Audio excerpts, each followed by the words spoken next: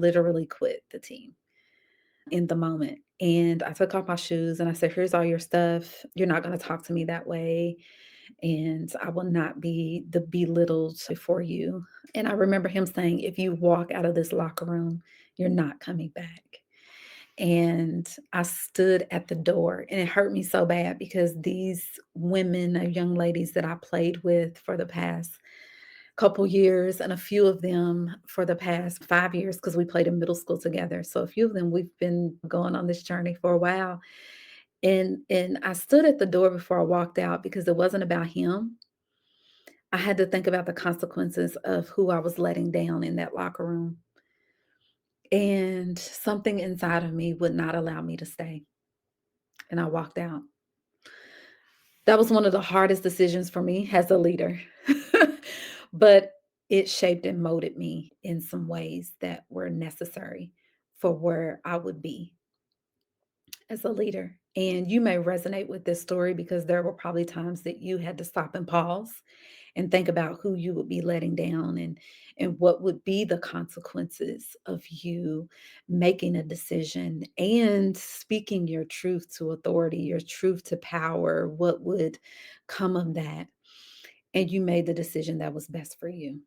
Hello, welcome. I'm AL Starks, and this is Two Sides, One Solution podcast where we look at all things mediation. What is mediation? Mediation is having a objective perspective of two sides, and we're looking for that one solution. There's always two sides to every story, there's always two sides to every coin, but how is the use of that? What is the solution of it? What is the one common ground that we can pull from every situation that we encounter in life? That is what we do here on this podcast. And I'm so glad that you're joining me because you are going to be my guest all year. You're going to be my special guest all year. I'll tell you at the end. Today, we'll start at the end telling you how you can jump in and send us your scenarios so that it can be featured here and we talk about it. We'll look at it. We'll have that bird's eye view, drone, heightened perspective of the whole landscape of the situation and find that one solution. If you've been joining us so far, this is episode 3. First episode, we were able to talk about, we're in a series here. Of the title of the series is Little Fires, and how those little fires can really build up and cause a wildfire. And we don't want that. Our goal is to create spaces that are safe, to create spaces that are generating executive peace, which will fold out more into that as the episodes continue to progress. And as you get to know me and I get to know you and we grow together. But our main goal is to hopefully proactively gain what is needed when conflict arises so that we are dealing with it while it's a little fire so it doesn't become a big wildfire.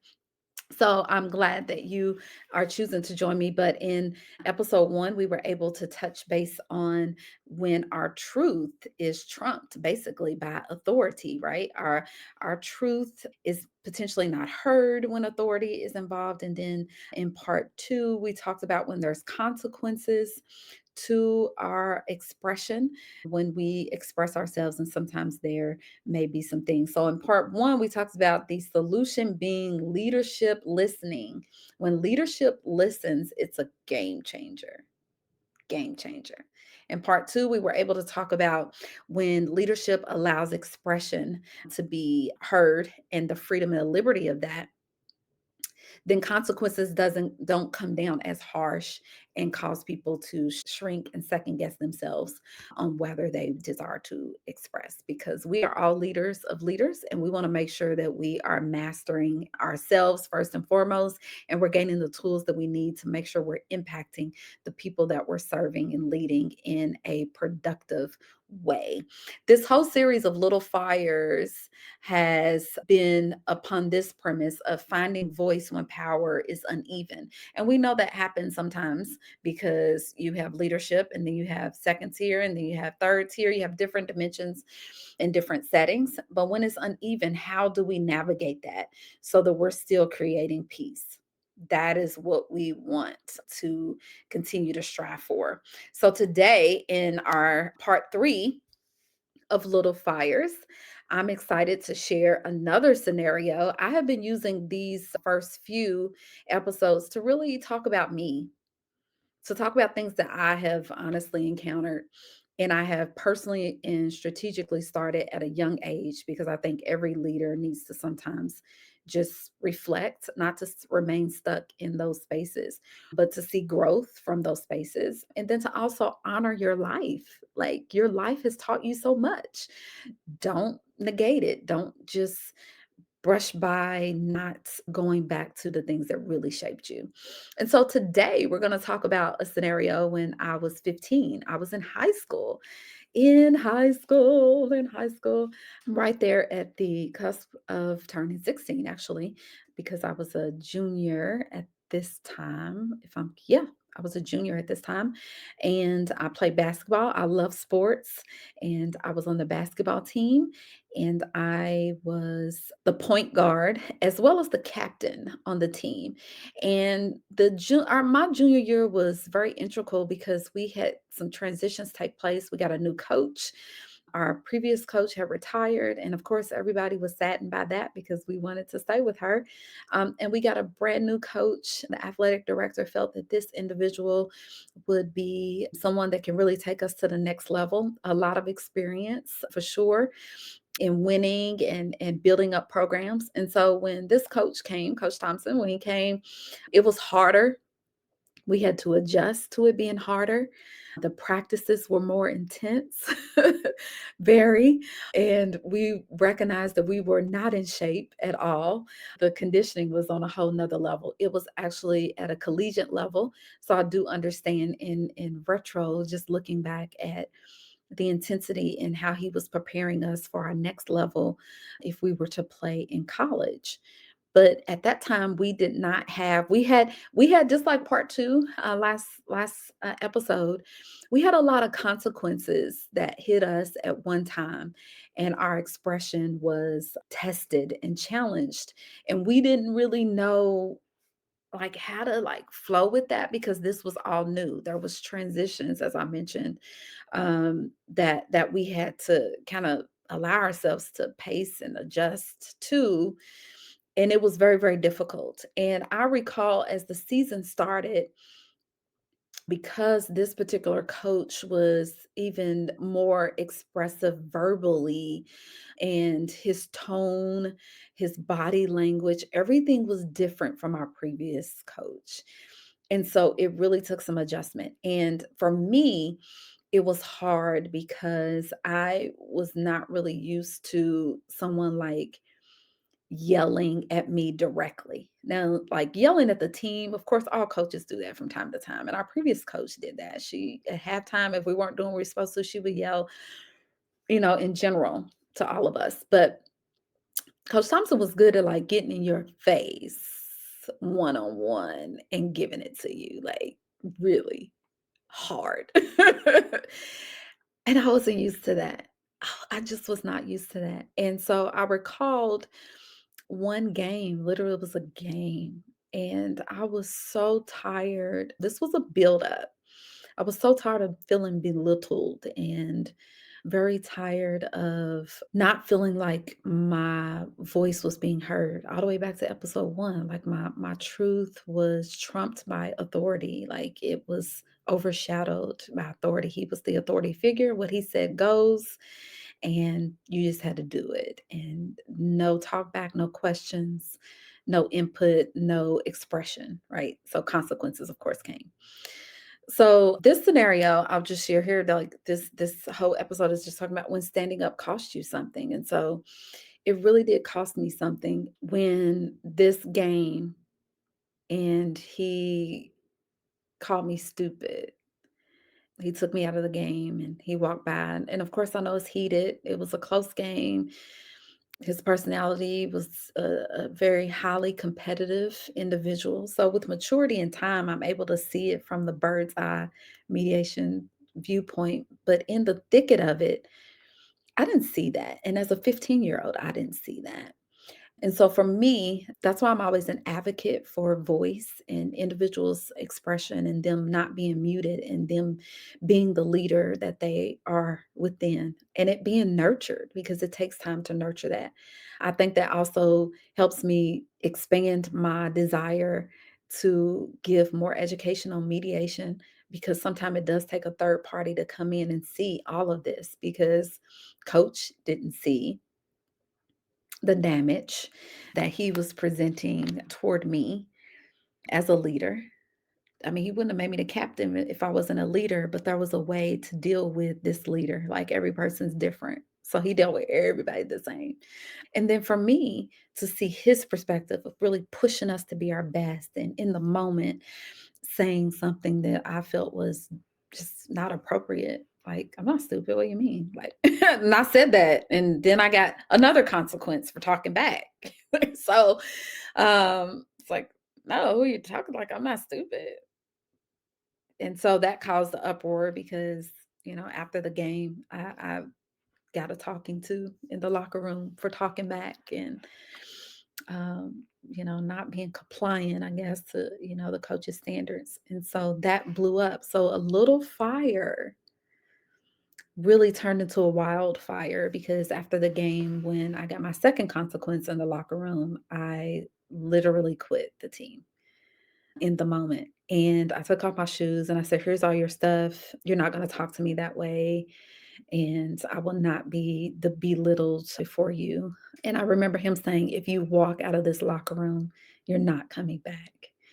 And I stood at the door and it hurt me so bad because these women, young ladies that I played with for the past couple years and a few of them for the past probably 5 years because we played in middle school together. So a few of them we've been going on this journey for a while. And I stood at the door before I walked out because it wasn't about him. I had to think about the consequences of who I was letting down in that locker room. And something inside of me would not allow me to stay. And I walked out. That was one of the hardest decisions for me as a leader. But it shaped and molded me in some ways that were necessary for where I would be as a leader. And you may resonate with this story because there were probably times that you had to stop and pause and think about who you would be letting down and what would be the consequences of you making a decision and speaking your truth to authority, your truth to power, what would come of that. And you made the decision that was best for you. And in that moment, I did that. And of course, the very next day at school, it was hard to go to school because I knew that everyone would be talking and my teammates, knowing that I wasn't going to practice that day after school, would be uncomfortable for all of us to face. But I allowed myself to endure that for the greater good of myself and, unbeknownst to me, greater good of the team because me standing up allowed some changes to happen in the interaction of how teammates were talked to and how methods and systems were implemented to ensure that individuals were nurtured individually and not on this common plane of everyone is the same. I think it deepened the relationship among the coaches and the players to know them specifically and who they are and how they operate. And so this actually evolved into somewhat of a mediation situation for sure because our assistant coach served as the mediator. And that's why I feel very good about coming on this podcast and sharing some skills because you do not know that you're actually mediating a lot of times in a lot of ways. But if I can share certain nuggets and skills here and there to help you perfect that and to help you be better at that, then all of us win because we are the solution and we should be able to come forth and step in the gap sometimes for situations. If there's someone with a level head and someone with a perspective that is unbiased to either side, we can get somewhere. And so that's what this assistant coach did. I remember he came to the lunchroom and sit with me because he knew. I mean, I was sad, it was hard, but a couple days after that, I do appreciate now him giving me a couple days to think through it, and he sit there with me at lunch, and he said, "I know you really wanna be on the team, and I know you made that decision in the moment, and that was what you felt was best. But let's talk through what it looks like to you for you to maybe go talk to coach." And I was like, "Well, he should talk to me. He's the adult." Right? He's the adult. He's the one that should be talking to me. I shouldn't go talk to him. And so I went through this whole spiel. And he was very level and he was calm and he was peaceful. And I could tell that he was genuine and unbiased. Unbiased. He shared, he was like, he's very passionate, he's competitive, and I'm not saying it's right, and I'm not saying that you're wrong, but let's look at the and he gave me a bird's eye view of the whole situation. And so I took another day to think on it. And then I did. I went to practice and coach looked at me like, "Why are you here?" And I said, "I just want to talk to you." So, he was like, "Well, I'll talk to you after practice." And so I sit and waited until they finished and we had a civil conversation. And that's why I know mediation works. And I know that people can sit down and resolve matters in a peaceful way that comes up with one solution. One solution. And so that was a fruitful encounter for me. From that, I was able to come back on the team. Yes, I had to work myself back up. I wasn't the captain any longer, but that's okay because the title and the position was not the reason for my stay.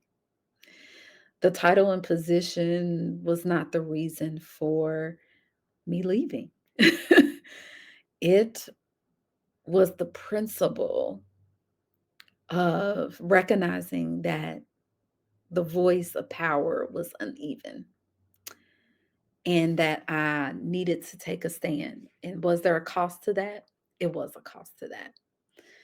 But it was well worth it and I wouldn't change it. And from there, our team, I had to work my way back up to some things. And of course, the girls, we all loved each other. We were family and went on to have an amazing season and an amazing senior year season. So that even helped talk me out of not playing my senior year. So it ended up being fruitful, but there were consequences to it. And so my question today for you is you to ask this question, I guess, to yourself. Do I reward obedience more than courage? Do I reward obedience more than courage? And so, where that stems from is just this scenario and how I just had the courage to take a stance for what I believed in and what was my core values and principles. How you talk to someone and what you say to them is important to me. And that caused me to be disobedient to the system. And so, as a leader of leaders, write this down for you and think about it. Do you reward obedience more than courage? Are there people on your team that are courageous in various aspects and sometimes in ways that you are not as courageous, but you reward people who are obedient, who are the yes people or who say what you want to say, when to say it?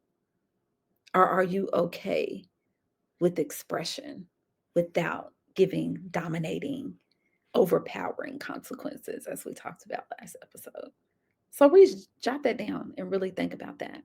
So our solution for today in this scenario, the solution is not trying to win. I wasn't trying to win.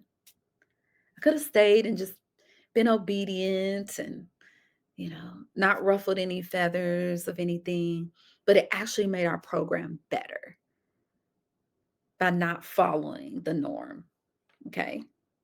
So the solution again is not trying to win. The solution is leaving without losing yourself in some scenarios. The solution is leaving without losing yourself. And so in this situation, I had to leave to not lose my core value and not allow it to be something that was disregarded and thrown into the trash. But after some time of processing and thinking it through and talking to someone who had a mediation type spirit, That person allowed me to then think through some thoughts, even as an adolescent, when that frontal lobe is not developed, right? So I was perplexed, like, what do I do? How do I do? I'm thinking through it. Um, but to have someone to come and speak reason and then me process it and come back and have a conversation, a civil, healthy, productive conversation was game changer. And so keep those things in perspective for you as you lead so that you're leading with integrity, that you're leading with dignity, that you're maintaining your standards, that you have a sense of justice without disregard of individuals, and we are remaining the solution. Thank you for joining me. Thank you so much for joining me. I want you to help me by sending your submissions to 2s1s at alastingsolution.com. I would love to hear from you and present your scenarios. I'm putting myself on Front Street right now. These first episodes have been scenarios that I have honestly lived, but I would love to hear from you. In the subject line, just put podcast. You can change the names. These scenarios that are being submitted are anonymous, and we would love to have you share, and we will find out that one solution. See you next Thursday.